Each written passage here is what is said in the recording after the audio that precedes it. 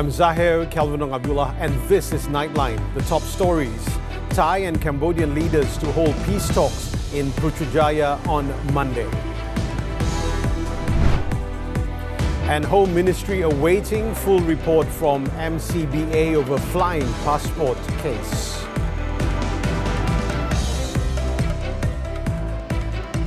Good morning. Prime Minister Datuk Seri Anwar Ibrahim will meet with the leaders of Thailand and Cambodia in Putrajaya on Monday to address escalating tensions along the border between the two nations. The talks are scheduled to take place at the Sri Padana complex at 3 p.m. and will be chaired by Anwar in his capacity as ASEAN chair.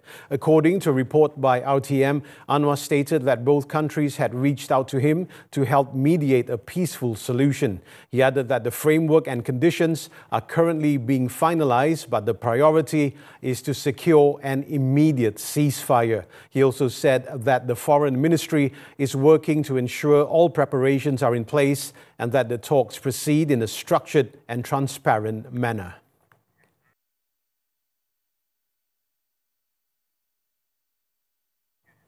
Earlier, spokesman for the Thai Prime Minister's office, Jirayu Hwangsap, announced on Sunday that Thai leaders have accepted an invitation from Anwar in his capacity as ASEAN chair to join the regional peace dialogue in Putrajaya. The Thai delegation, led by Acting Prime Minister Phumtham Wechayachai, is scheduled to depart from the Royal Thai Air Force at around 10:30 a.m. local time.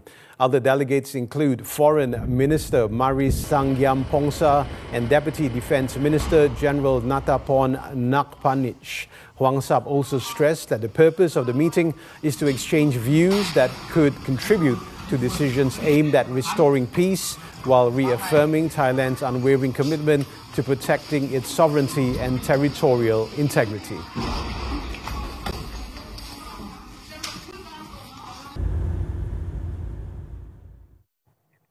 Early in the day, Cambodia and Thailand traded accusations of artillery attacks just hours after US President Donald Trump announced both sides had agreed to a ceasefire. The attacks came despite both governments saying they were ready to start talks after Trump spoke to their leaders late Saturday. But fighting broke out in the morning, with both nations blaming each other. Cambodia claimed Thailand launched shells and ground assaults along the border, targeting historic temples. Thailand, meanwhile, accused Cambodia of firing into civilian areas and mobilizing long-range rockets. 4 days into the deadliest clashes in over a decade, the death toll has climbed above 30, including 13 civilians in Thailand and 8 in Cambodia. Meanwhile, the upcoming ceasefire talks in Putrajaya is seen as a crucial step to de-escalate tensions between Thailand and Cambodia. Geostrategist Azmi Hassan commended Prime Minister Datuk Seri Anwar Ibrahim's consistent efforts in pushing both parties to engage in dialogue, a move he believes could pave the way for potential ceasefire agreement. I think the persistence of Datuk Seri Anwar calling for both Prime Minister to talk, I think that's very important. Both of them agreed to talk in Kuala Lumpur. I think this is a very good start, that we want to simmer down so that they talk to each other, see what's the problem. He also highlighted Anwar's firm stance that no global superpowers, including the United States or China, should interfere, stressing the matter must remain within ASEAN's purview. Prime Minister, as the chairman of ASEAN, Datuk Seri Anwar has been very persistent that no superpowers, either United States, China, should interfere in this problem. This is ASEAN matters.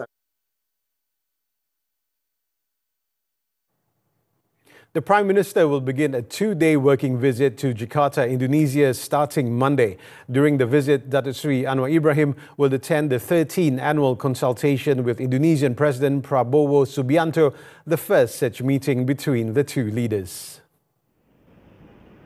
The discussions will focus on bilateral and regional issues that require Malaysia's special attention as ASEAN chair for 2025.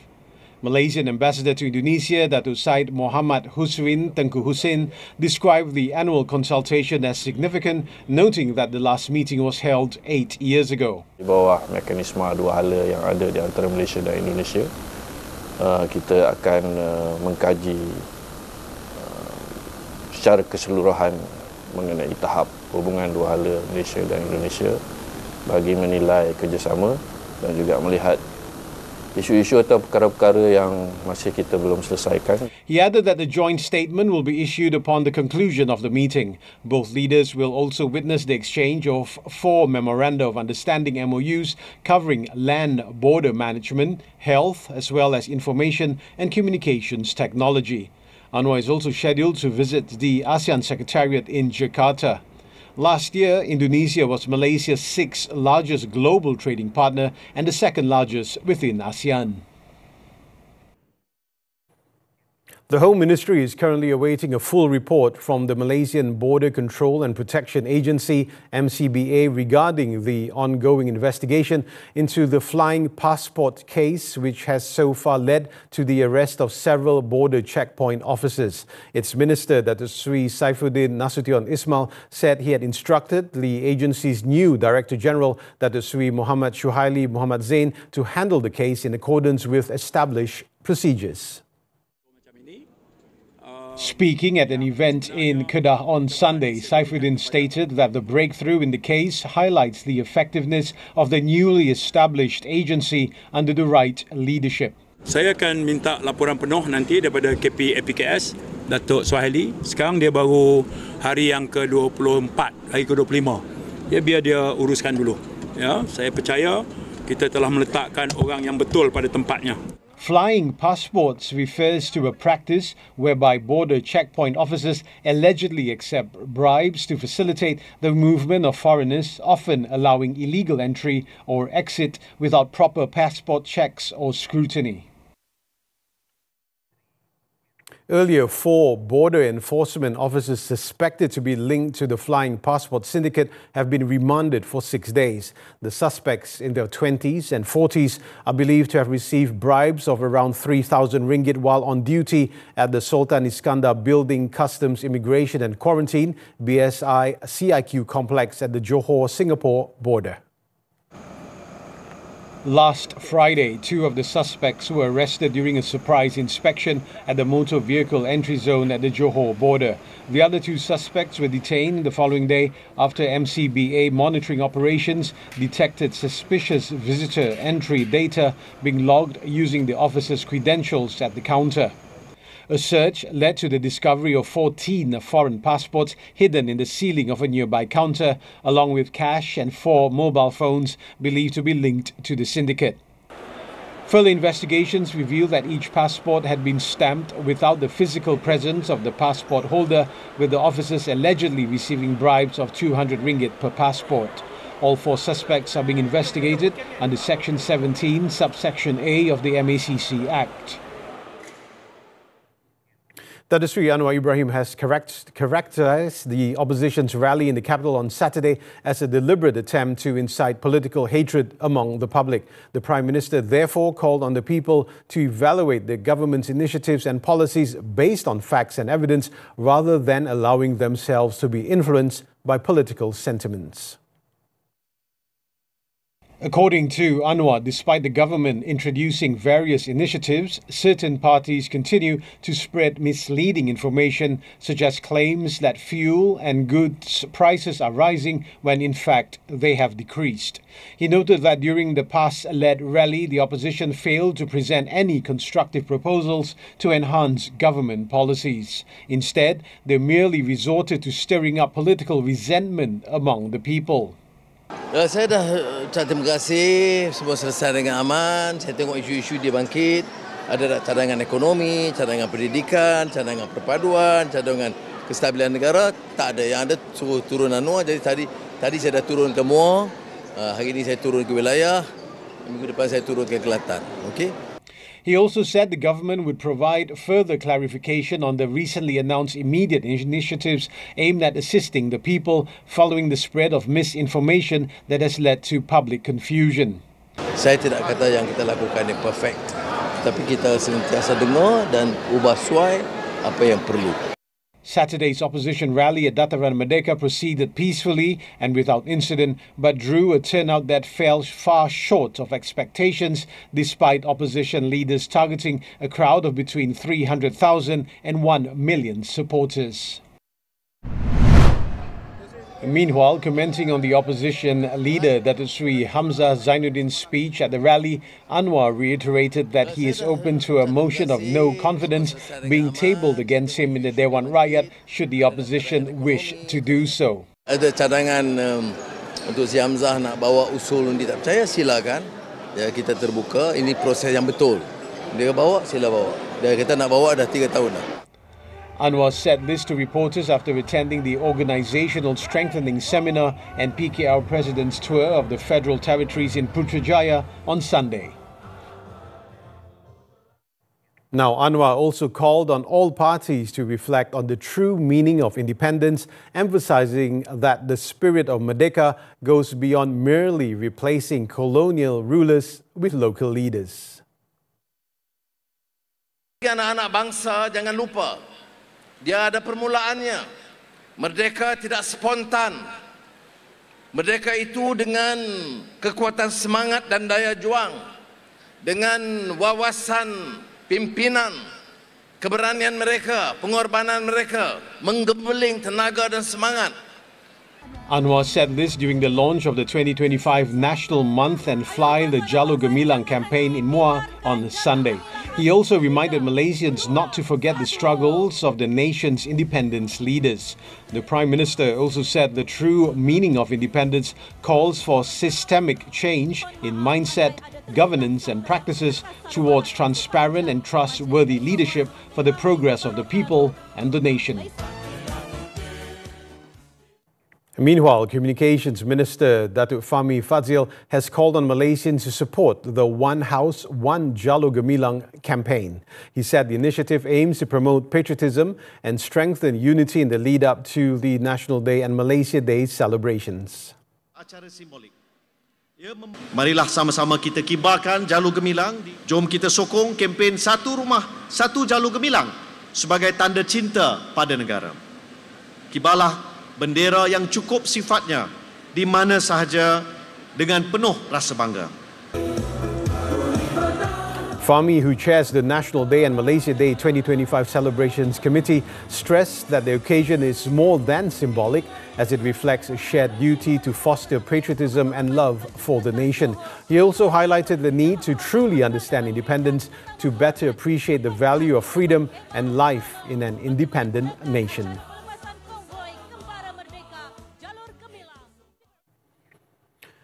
The Health Ministry MOH will consider appeal requests from healthcare workers seeking transfers out of Sabah and Sarawak to Peninsular Malaysia. Its Minister, Datuk Sri Dr. Zulkifli, said they are carefully reviewing the applications to ensure that there is no shortage of personnel in the two states. All those that are membuat rayuan they are seriously looking into, But then there will be a shortage in Sabah and Sarawak. Definitely, because that's how I think that's why they must really seriously consider what formula they have. You just wait for us to give you the new formula.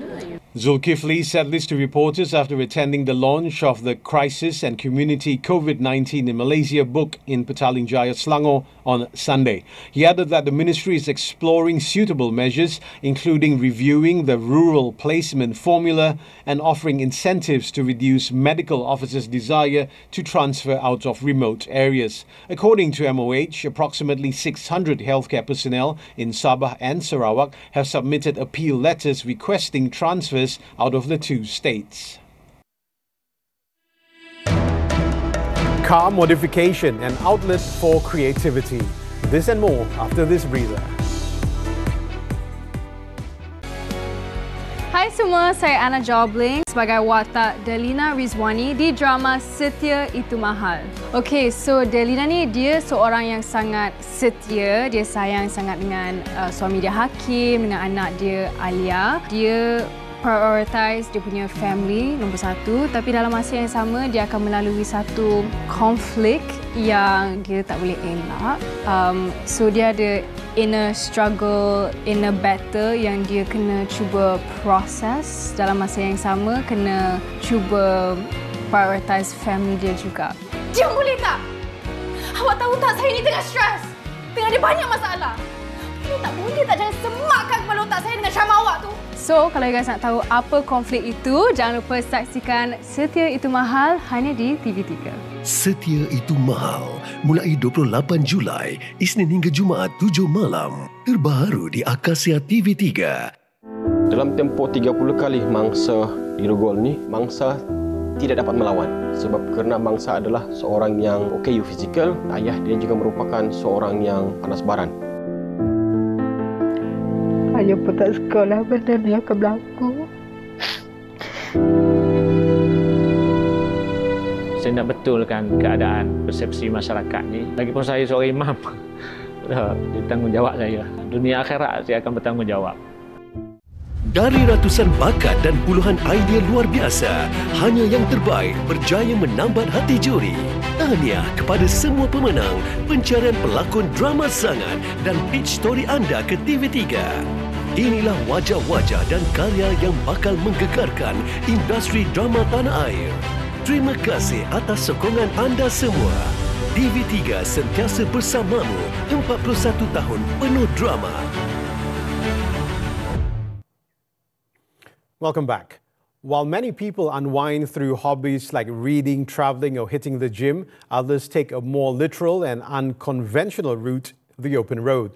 For these enthusiasts, cars are more than just modes of transport. They are an outlet for creativity. Modifying vehicles is a passion-fueled pursuit that combines technical skill, artistic flair, and a rush of adrenaline into one thrilling hands-on experience. Nightline's Muhammad Nadir Asfa has this story. For many, it's more than just getting from A to B. In the hands of enthusiasts, a car becomes a canvas, an expression of pride, passion, and identity.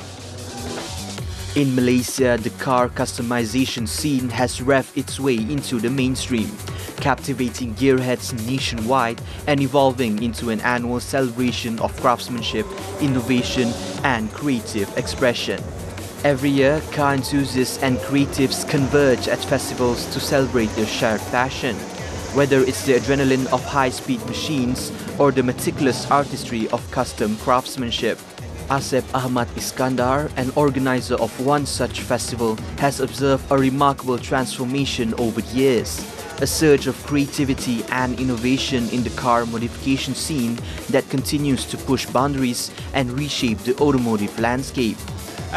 But having a car hobby or motorcycle hobby is a good outlet, you know, because not everybody wants to go fast or wants to go in the track, but a lot of people want to look stylish. You know, they want to have a bit of style, you know, a bit of presence when they're on the road. So I guess that's my response. You know, there's no right, there's no wrong. Just do what you love. At the same time, hobbyists and enthusiasts alike reflect on their shared devotion, revealing the countless hours, challenges and personal touches poured into completing their dream machines. So basically it's quite difficult because this is totally custom made. So basically the body works we custom by our own, by our workshops. So it's all totally metal, especially those white body and those lips and also the rear spoiler. So the total of this for body kits only, I spent almost about 120k. Rough estimation. Sebenarnya kita siapkan van ni ambil masa lebih kurang dalam 4 tahun. Condition dia agak teruk. Masa tu kita keluarkan dia daripada dalam hutan dan kita restore dia balik sampai dalam keadaan yang sekarang lah. Dan kos yang kita belanja lebih kurang dalam 45,000 macam tu untuk dapatkan condition yang sekarang lah. Minat tu daripada dalam diri tu memang minat motorsport lah. Cuma nak modify tu agak makan masa lah sebab kita pun bajet-bajet tengok mana yang ngam, kita buat sikit-sikit lah, makan masa lah. With more people embracing car customization, a new generation of creatives is now stepping into the spotlight, trading brushes for wrenches and canvases for chassis, transforming metal into a powerful medium of self-expression. Muhammad Nadir Asfar, TV3. In the Kota Baru Sessions Court, a 64-year-old coconut milk trader was charged with raping his sister-in-law. The accused, however, pleaded not guilty after the charge was read before Judge Zulkifli Abdullah. According to the charge sheet, he is accused of raping the 18-year-old victim at a house in Bachok at 3 p.m. on January 18. The charge under the Penal Code carries a sentence of up to 30 years jail and whipping upon conviction. The court allowed bail at 12 ringgit with one surety. The case is set for mention on August 25th.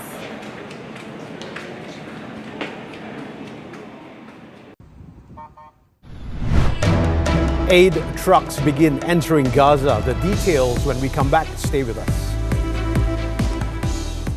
Betul ke kau tak kenal aku? Aku Nadim Ijaz, suami engkau. Kita ni sama je. Engkau tu tak pernah hormat aku pun sebagai seorang suami dulu. Hana, you dah janji dengan I kan yang you akan berubah. Kau tak nak tanya aku ke? Aku suka dia ke tak? Engkau ni nak pergi office ke nak pergi mana? Engkau yang serah diri, bukan aku yang nak. Walaupun hidup aku ni hampir musnah di tangan dia, aku masih bersabar. Kalau dia ingat apa yang dia buat, bagus, senang kerja lo. Kenapa? Kau ada buat salah ke?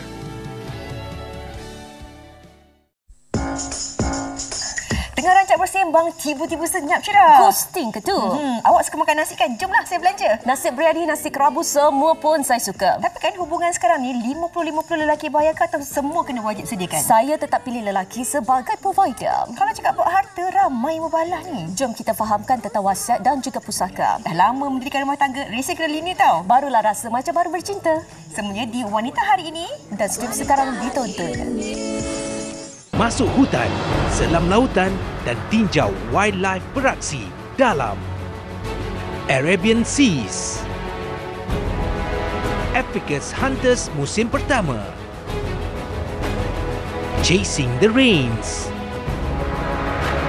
Africa's Hunters musim kedua. Alien Abyss. Layan Animal Documentary di TV3 dan stream sekarang melalui Tonton. आज मैं तुझे पाकर उन सारी ताकतों की मालकिन बन जाऊंगी क्योंकि राज सिर्फ मेरा है सिर्फ मेरा Mampukah cinta mereka akhirnya bersatu semula? हे महादेव मेरी श्रद्धा की लाज रखना अगर तुम मुझसे प्यार नहीं करते दोबारा बोलो कि ये सच है हाँ Biar Laut Air Nagin setiap Isnin hingga Khamis 4 petang di Sonia TV3 dan stream sekarang melalui Tonton. We're back with news from the foreign front. The Israeli military has begun a so-called tactical pause in 3 areas of Gaza as part of measures it claims are aimed at improving the humanitarian situation. In a statement, the Zionist regime said the daily suspension in Al-Mawasi, Deir al-Balah and Gaza City will begin from 10 a.m. to 8 p.m. local time starting Sunday and lasting until further notice. While the regime claims it does not operate in these areas, reports of recent strikes and fighting contradict that.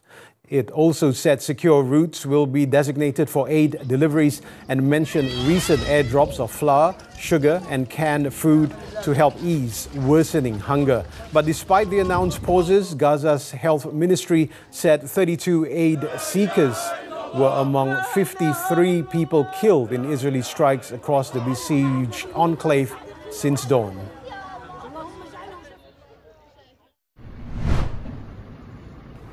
Meanwhile, following the tactical pause announced by Israel, several Egyptian aid trucks entered the Gaza Strip through the Rafah border crossing on Sunday, carrying critical relief supplies, including food and materials for infrastructure repair. However, with the Palestinian side of Rafah under Israeli control and heavily damaged, trucks are forced to detour to the Karam Abu Salim crossing, where they are inspected before entering southern Gaza. The aid delivery comes amid mounting global pressure to ensure uninterrupted humanitarian aid as UN agencies warn of looming famine and widespread destruction across the Strip.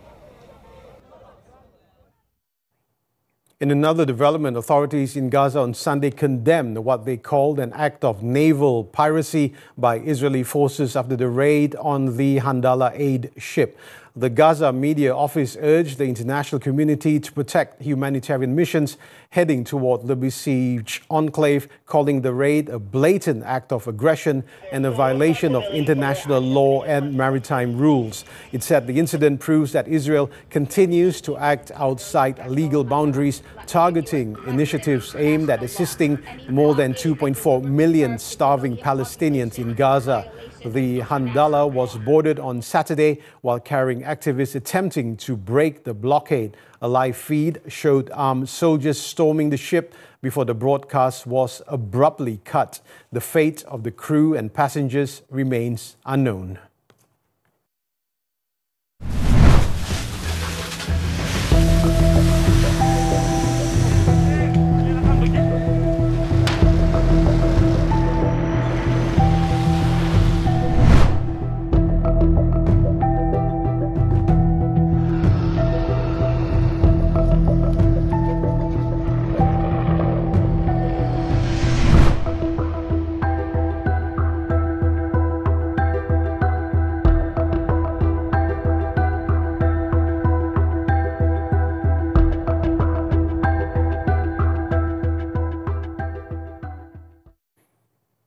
On to sports now. Badminton, the 2025 China Open. National top men's pair Aaron Chia, So Wei-Yik let slip a golden opportunity to win their first World Tour Super 1000 title after losing to a scratch Indonesian pair in the final on Sunday.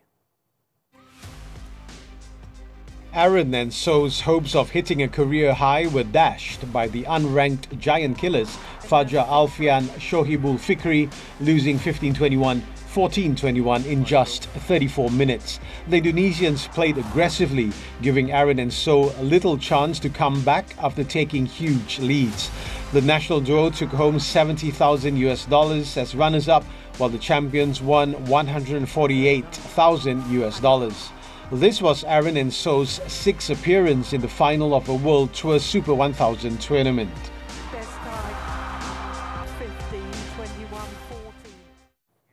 Moving on to Sepak Takraw, the 2025 Thai Kings Cup Championship. Malaysia's long wait for Team Regu glory continues after a heartbreaking 2-0 defeat to arch rivals Thailand in the final on Sunday. The national squad, hoping to end a 34-year title drought, fell short once again, with the first Regu of Muhammad Haziq Hairul Nizam, Muhammad Noraizat Muhammad Nordin and Noor Faizul Abdul Razak falling 12-15, 12-15. The second Regu, led by Muhammad Shahir Muhammad Rosdi, Muhammad Azlan Alias and Farhan Adam, pushed Thailand to the limit in the first set, losing 16-17, but could not recover in the next, going down 4-15. The final saw Malaysia once again denied by the War Elephants, who have kept the Team Regu crown out of Malaysian hands since the 1991 SEA Games in Manila. On to esports now, the 2025 MLBB Mid-Season Cup. Selangor Red Giants OG Esports, or SRGOG, overcame their lower bracket challenge with a commanding 2-0 victory over Cambodia's CFU Gaming to advance to the knockout stage in Riyadh, Saudi Arabia on Sunday. In the must-win clash, the defending champions had little trouble securing a clean sweep, effectively eliminating CFU Gaming from the tournament. SRG OG were clearly a class above, taking just 14 minutes to destroy the enemy Crystal in Game 1 with a dominant 19-5 kill score. They then carried that momentum into Game 2, wrapping up an even more convincing win, 22-5 in just 13 minutes. Turning to cycling, the 2025 Tour de France. Australian Caden Groves covered the final 16 kilometres solo on Saturday to win the penultimate stage of the Tour in Montpellier. The Stage 20 victory was the first for Groves, who completed the hilly 184.2 kilometre trek from Nantua to Pont Tarlier, nearly a minute ahead of Dutch cyclists Frank van den Broek and Pascal Ian Koen. Meanwhile, overall leader Tadej Pogačar safely finished in the peloton, maintaining his 4-minute 24-second advantage over Jonas Vingegaard. The UAE team rider is now on the brink of his 4th Tour title, with just one stage left, a 132-kilometer run to Paris that includes 3 climbs up Montmartre's cobbled streets.